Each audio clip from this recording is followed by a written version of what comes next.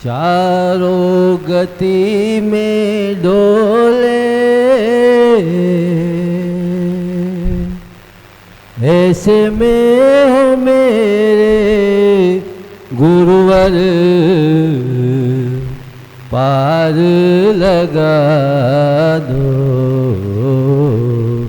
जीवन की नैया मेरी चारों गति में डोले, ऐसे में हो मेरे गुरुवर पार लगा दो।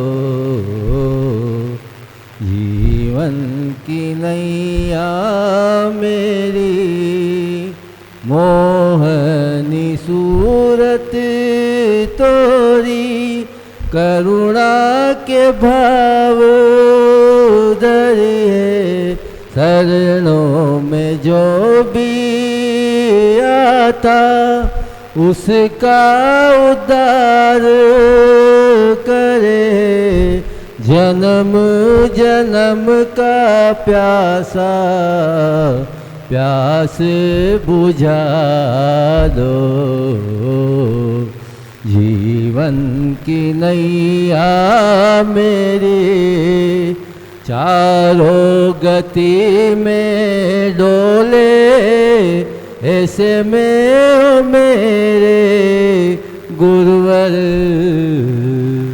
पार लगा दो। चलो विद्यासागर जी महाराज की है। परम पूज्य मनी श्री शांति सागर जी के चरणों में सशत नमन। आप अपनी अमृतमय वाणी से हमें लाभान्वित करें। परम पूज्य मनी श्री शांति सागर जी महाराज। बोलो अंतिम शासन नायक महावीर भगवान की। आत्मचिंतन का अब समय आया,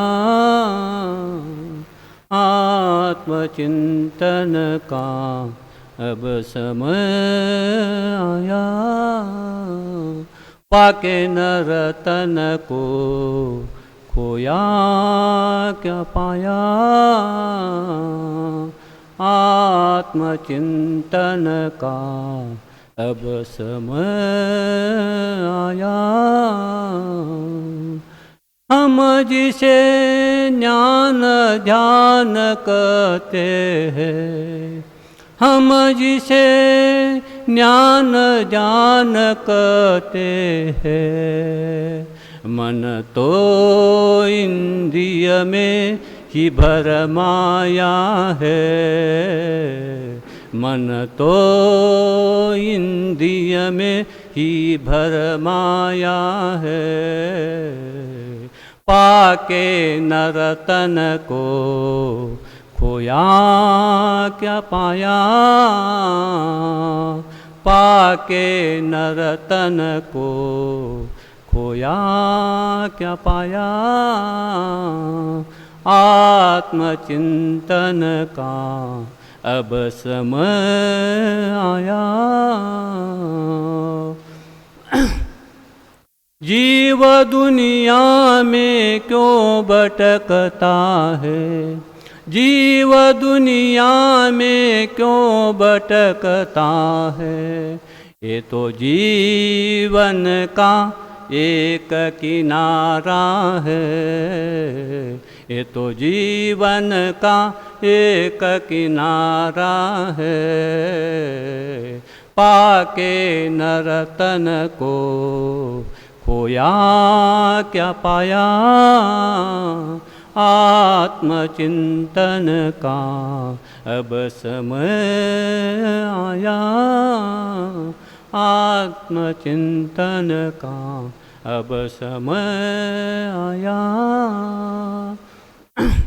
मोह माया में क्यों भ्रमण करता है, मोह माया में क्यों भ्रमण करता है। आत्मा को यूं तो अब जपना है, आत्मा को यूं तो अब जपना है, पाके नर तन को खोया क्या पाया, आत्मचिंतन का अब समय आया, आत्मचिंतन का अब समय आया। बोलो देवा देव अंतिम शासन नायक महावीर भगवान की, 20वीं सदी के प्रथमाचार्य शांति सागर जी मुनि महाराज की, संत श्रोमणी आचार्य गुरुवर श्री विद्यासागर जी मुनि महाराज की, मम दीक्षा गुरु शांत मूर्ति वात्सल रत्नाकर आचार्य गुरुवर श्री सन्मति सागर जी मुनि महाराज की, परम पूज्य आचार्य श्री वर्धमान सागर जी मुनि महाराज की, बालयती मुनि श्री विद्यासागर जी मुनि महाराज की। बोलो अहिंसा परमो धर्म की। बोलिए समस्त मुनि संघ की जय। उपस्थित धर्मानुरागी भव्य जीव हो, अनादिकाल से ये जीवात्मा मिथ्यात्व, अज्ञान, राग, द्वेष, मोह में उलझकर अनंत दुखों का स्वयं उत्पाद कर अनंत चारों गति में भ्रमण कर रहा है। इसलिए हम इस बार हमें मनुष्य पर्याय की प्राप्ति हो गई है और इस मनुष्य पर्याय मिला है, जैन कुल मिला है, तो हमें थोड़ा विवेक से काम किया तो इस दुख को हम मिटा सकते हैं। लेकिन हमें इसलिए स्वाध्याय की ज़रूरत है, स्वाध्याय करना पड़ेगा। जो भी मिथ्यात्व है, अज्ञान है, राग द्वेष है, उसको हटाना पड़ेगा। इसलिए हम विवेक से इस भाव में हम काम करेंगे तो हमारा हमेशा के लिए जो दुख है वह दुख मिट सकता है। लेकिन क्या विवेकता, जागरूकता होना चाहिए। तो आज का प्रवचन का विषय है सुंदरता। क्या है विषय? आज का प्रवचन का विषय है सुंदरता। सुंदरता क्या है? हम सुंदरता किसको बोलते हैं और सही सुंदरता क्या है? तो आज का विषय है सुंदरता। तो आचार्य कहते हैं सुख प्राप्ति के लिए सभी को सुंदरता का ध्यास है, यानी मुझे सुंदरता प्राप्त होना चाहिए। और व्यवहार से इस जीव को शरीर की प्राप्ति हो गई है। व्यवहार से है शरीर, क्योंकि आत्मा अलग है, शरीर अलग है। इसलिए व्यवहार से इस जीव को शरीर की प्राप्ति हो गई है। तो वो शरीर कैसा भी हो, काला हो, गोरा हो, कुरूप हो, कैसा भी हो, उस शरीर को हम सुंदर करने का प्रयास करते हैं। उसको पाउडर लगाते हैं, सेंट लगाते हैं और कुछ लगाते हैं। बाल सफ़ेद हो तो उसको कलर करते हैं। क्यों? इस शरीर को सुंदर करने का प्रयास करते हैं। करते कि नहीं सब लोग? पहले के लोग, राजा लोग, सामान्य लोग की तो बात छोड़ दो, राजा लोग थे और जब आईने में देखते थे और एक बाल उनको सफ़ेद दिखने लगा तो उनको वैराग्य आता था और सब राज छोड़कर वो दीक्षा लेकर वो मुनि बनकर साधना करते थे। लेकिन अभी मेरा उम्र इतना हो गया, सब बाल सफ़ेद हो गए, तो भी मुझे लगता है मैं अभी तरुण हूँ, इसलिए मैं कलप करके आता हूँ। सुंदरता क्या है? देखो, सुंदरता ये जो भाई है, इंद्रियजन्य है, उसको हम सुंदर करने का प्रयास करने लगे हैं। लेकिन वह सुंदरता क्षणिक सुंदरता है। कई दिन के बाद, कई वर्ष के बाद वो सब मिटने वाले हैं, सब कुरूप होने वाले हैं। तो भी हम उसको सुंदर करने का प्रयास कर रहे हैं। वस्तु स्वरूप का ज्ञान नहीं है। यह देह अलग है, आत्मा अलग है, लेकिन हम उसको हमारे साथ आने वाला नहीं है, उसको सुंदर करने का प्रयास कर रहे हैं। सिर्फ बाल ही नहीं, मकान को सुंदर करने का प्रयास करते हैं, रंग लगाते हैं, दुकान को सुंदर करने का प्रयास करते हैं। हम जब ड्रेस वस्त्र पहनते हैं वो भी सुंदर पहनने का प्रयास करते हैं, हमारे हाथ में जो कटोरी हो या थैली हो वो भी सुंदर होने का हम प्रयास करते हैं। लेकिन आचार्य कहते हैं ये सुंदरता भाई सुंदरता है, ये कहीं ना कहीं एक दिवस वो कुरूप होने वाला है, नष्ट होने वाला है, पुराने होने वाला है।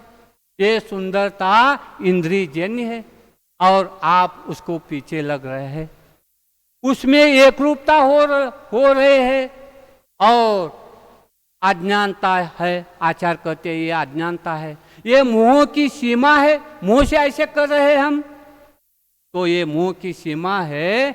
तो आचार्य कहते हैं ये भाई सुंदरता है, ये सब कुरूप नाश होने वाले हैं, लेकिन सही सुंदरता क्या है देखो एक बार, और उसके पीछे लगो। जो आपके साथ आने वाला है उसके साथ करो आप सुंदरता, उसको सुंदरता बनाओ। लेकिन जो नष्ट होने वाला है उसको क्यों सुंदरता बन, बाल को काले कर रहे, लेकिन शरीर आपका चेहरा तो दिखेगा, आप बूढ़ा हो गए हैं, केस काला किया तो क्या हो गया, लोगों को मालूम है इनका कितना उम्र हो गया है। लेकिन हम नहीं, मोह के वशीभूत होकर हम भाई सामग्री को, जो भी सामग्री है उसका सुंदर करने का प्रयास कर रहे हैं। लेकिन आचार्य कहते हैं बाबा ऐसा नहीं है, ये भाई सुंदरता है, ये नाश होने वाले, कुरूप होने वाले, नष्ट होने वाले, और उसके पीछे क्यों लग रहे हैं आप, मत लगाओ। सही सुंदरता किसमें है उसको पहचान करो। आपके पास आत्मा है, ज्ञान है, स्वाध्याय कर रहे हैं, और हमारे साथ जो आने वाला है उस सुंदरता का आप क्या करो, संगति करो, तो आपका कल्याण होगा और आपका दुख मिट जाएगा। ऐसे आचार कर रहे हैं, हम सब कर रहे हैं। लेकिन देखो पहले के राजा एक बार दर्पण में देखने के बाद वो अपना वैराग्य प्राप्त करते थे और राज छोड़कर दीक्षा लेते थे, तो ऐसे थे। तो इसलिए आचार्य कहते ये सुंदरता, भाई सुंदरता, ये क्षणिक सुंदरता है। और कहते हैं ये जो शरीर है, शरीर के संगति, जो भी वस्त्र है, अलंकार है, हम अलंकार पहनते हैं अच्छा दिखने के लिए, अच्छा सफारी ड्रेस, हमारा बटन भी उस तरह का, हमारा रंग पैंट शर्ट का सब एक रंग, जूते भी उसके रंग साइज हम करते हैं, ऐसे सुंदर दिखने का हम प्रयास करते हैं। लेकिन आचार्य कहते हैं नहीं, ये कुरूप होने वाला है, एक दिन नष्ट होने वाला है, ये सही सुंदरता नहीं है।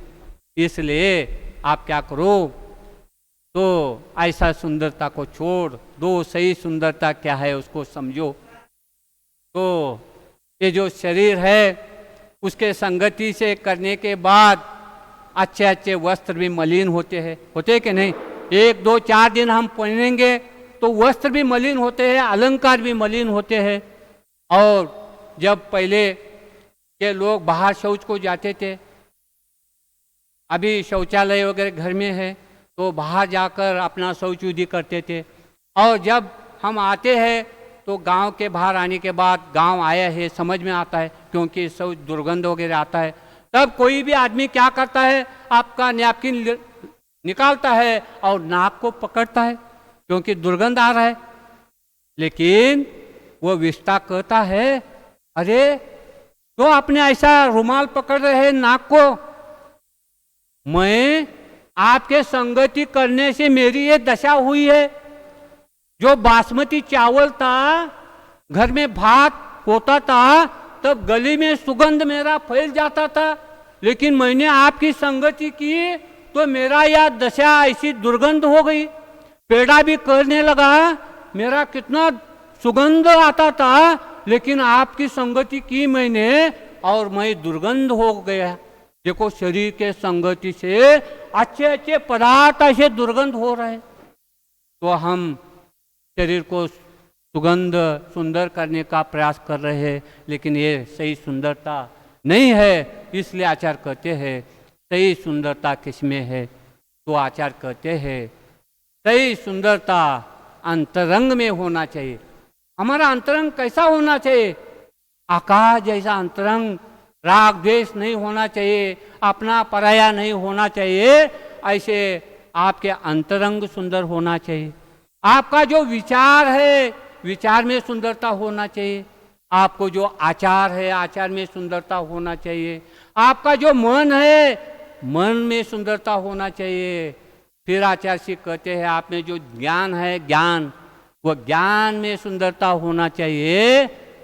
तब अपने आप जो भी आपको शरीर मिला है, काला हो, गोरा हो, कुरूप हो, तो आपको अच्छा ज्ञान है तो आपका कुरूप शरीर भी सुंदर दिखने लगेगा। तो इसलिए हमें हमारे अंतरंग में जो ज्ञान है वो क्या सुंदर होना चाहिए। कौन सा ज्ञान? मैं MBBS हुआ हूँ, जज बना हूँ, वकील हुआ हूँ, वो ज्ञान नहीं।